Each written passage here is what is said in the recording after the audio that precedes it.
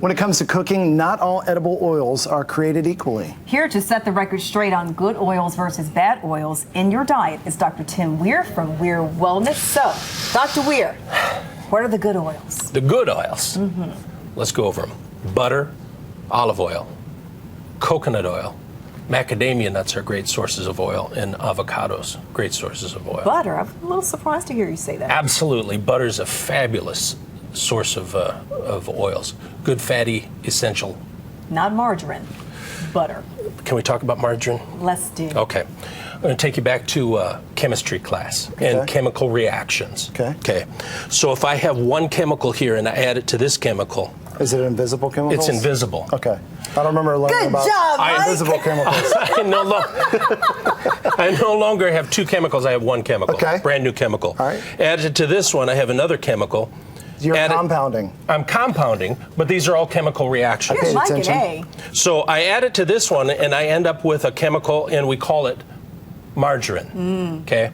I add it to this one, end up with one more chemical reaction, and I end up with plastic.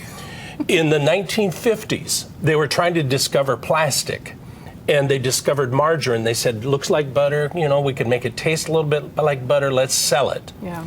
And if you notice, butter was up here, margarine was down here in the 50s, and then it kind of crisscrossed here. Right. But as it crisscrossed, as margarine went up, so did Alzheimer's disease.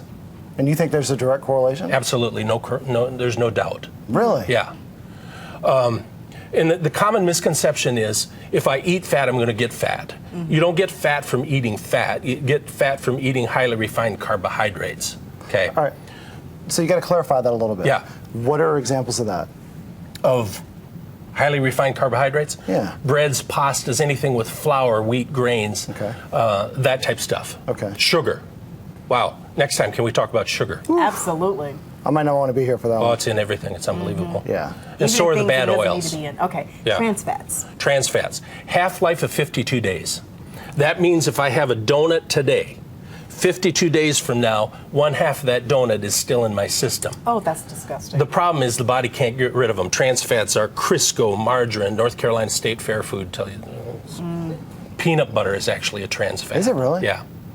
So our problem is that we eat so much of it. You know, we're late for work, we stop for a donut, we have a peanut butter jelly sandwich, we have fried chicken at night. And if we just did that, we'd be okay, but we don't do it. Every day we do the same thing over again, and we can't get rid of it. Two things come from trans fats, cancer and cardiovascular disease. So we've got to watch what we're eating. So the good oils. Yeah. How do they benefit the body? Well, I mean, they're great sources of the essential fatty acids, which is great for brain function. You have to have it for brain function. It's great for making good cholesterol in the body, because your body makes the cholesterol, and it's just good to have that for good cardiovascular health. Sounds to me like moderation is the key here. Moderation and just eating the right things. Yeah, absolutely. So would Valanda be a good example of people who eat good oils, and I'd be an example of people who eat bad oils? But see, it has nothing to do with that. It's not having nothing to do with weight. It's a different type of... Yeah, because I've got a lot of people who are skinny as a rail and sick as dogs.